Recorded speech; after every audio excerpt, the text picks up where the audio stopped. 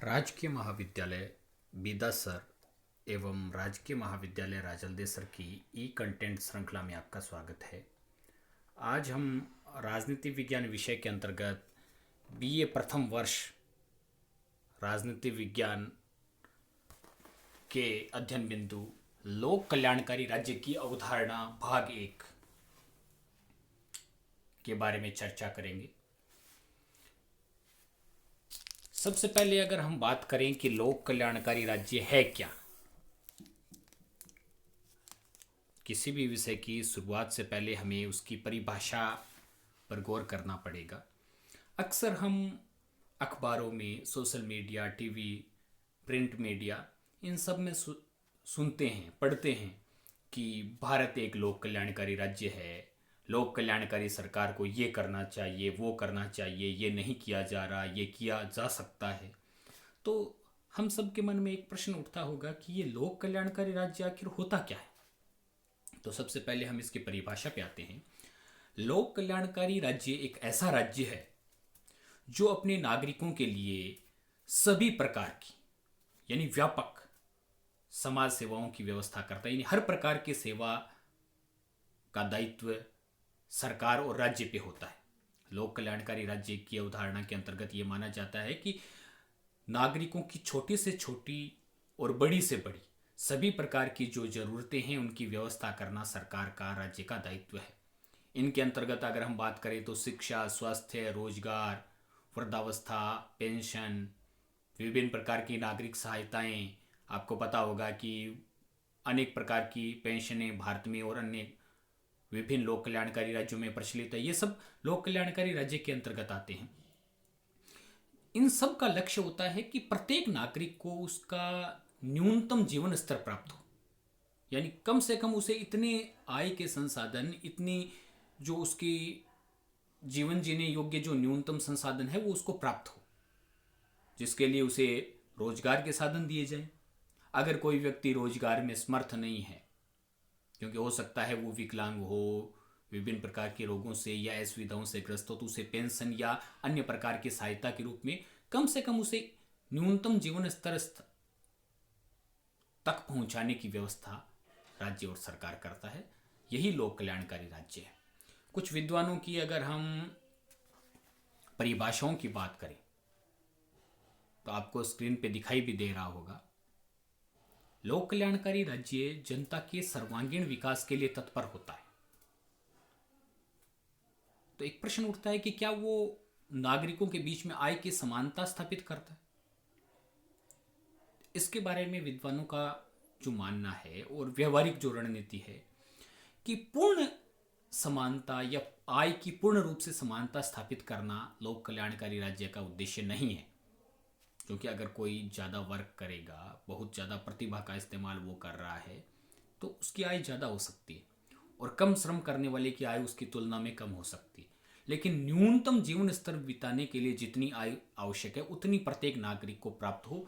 न्यूनतम जीवन स्तर के साधनों तक ही समानता की बात लोक कल्याणकारी राज्य करता है। उसके बाद में सभी नागरिक अपने अपने श्रम के अनुसार अधिक या कम प्राप्त कर सकते हैं। T.W. केंट का कथन है लोक कल्याणकारी राज्य की परिभाषा देते हुए, लोक कल्याणकारी राज्य वह राज्य है, ऐसा राज्य है जो नागरिकों के लिए व्यापक सामाजिक सेवाओं की व्यवस्था करता है, जिसमें सभी प्रकार की समाज सेवा से जुड़े हुए, नागरिकों की सुविधाओं से जुड़े हुए कार्य हैं। डॉक्टर अब्राहम का कथन है, वह समाज जहां राज्य की शक्ति का प्रयोग निश्चयपूर्वक साधारण आर्थिक व्यवस्था को इस प्रकार परिवर्तित करने के लिए किया जाता है कि संपत्ति का अधिक से अधिक उचित वितरण हो, उसे हम लोक कल्याणकारी राज्य कह सकते हैं। यानी ऐसा राज्य जहां संपत्ति का अधिक से अधिक उचित वितरण, यहां देखिए आप समान शब्द का इस्तेमाल नहीं किया गया, उचित का इस्तेमाल किया गया। डॉक्टर आशीर्वादम के शब्दों में लोक कल्याणकारी राज्य का अर्थ है ऐसा राज्य जिसके अंतर्गत राज्य के कार्यक्षेत्र का विस्तार हो और अधिक से अधिक लोगों का कल्याण हो सके। आपको याद होगा कि पूंजीवाद के अंतर्गत न्यूनतम राज्य की अवधारणा का विकास हुआ, जहां यह माना गया था कि राज्य का कार्यक्षेत्र कम से कम होना चाहिए। बहुत ही जरूरी जो कार्य हैं वो राज्य के पास या सरकार के पास होना चाहिए। और हम कह सकते हैं लोक कल्याणकारी राज्य की अवधारणा उसका ठीक प्रतिवाद है, जो ये कहता है कि अधिक से अधिक कार्य राज्य और सरकार के हाथ में हो, ताकि वो अधिक से अधिक लोगों का कल्याण कर सके। उसके बाद में अगर हम चले तो इन परिभाषाओं से हम समझ चुके हैं कि लोक कल्याणकारी राज्य मीन्स एक ऐसा राज्य जहां अधिकतम जनता का कल्याण करना राज्य और सरकार का दायित्व हो, और इसके लिए राज्य और सरकार के कार्य क्षेत्र में सभी प्रकार के विषय शामिल हों, और यह पूंजीवाद के अंतर्गत पनपे न्यूनतम राज्य की अवधारणा के सिद्धांत का घोर विरोधी भी है। अब लोक कल्याणकारी राज्य की कुछ विशेषताओं की अगर हम बात करना चाहें तो सबसे पहली विशेषता स्क्रीन पे आपको दिखाई भी दे रही है, राज्य के कार्यक्षेत्र में वृद्धि हो। सीधा सा अर्थ है कि अगर अधिकतम लोगों का जब कल्याण करना है तो सरकार और राज्य को अधिकतम कार्य अपने हाथ में लेने पड़ेंगे, क्योंकि हम जानते हैं कि निजी जीवन में भी आप देख लीजिए, किसी दूसरे की सहायता करना है आपका उद्देश्य, तो उसके लिए क्या करना पड़ेगा? कार्य करना पड़ेगा। ज्यादा सहायता करनी है तो ज्यादा कार्य करना पड़ेगा। अधिक लोगों की सहायता करनी है तो आपके हाथ में अधिक कार्य हो, तभी आप सहायता कर पाओगे। तो राज्य और सरकार के हाथ में जब ज्यादा शक्तियां और ज्यादा कार्य क्षेत्र होगा, अधिकतम कार्य करने का दायित्व राज्य सरकार पे होगा, तो इसका एक स्वाभाविक विशेषता पनपती है कि राज्य के कार्य क्षेत्र में वृद्धि होगी। जन्म से लेकर मृत्यु तक के जितने भी नागरिकों के आवश्यक कार्य हैं वो सब राज्य और सरकार के पास होंगे, तो उसका कार्य क्षेत्र अपने आप बढ़ेगा। राजनीतिक सुरक्षा का प्रबंध, लोक कल्याणकारी राज्य के अंतर्गत ऐसी व्यवस्था होनी चाहिए जिसके अंतर्गत लोग अपने विवेक के अनुसार शक्ति का प्रयोग कर सकें।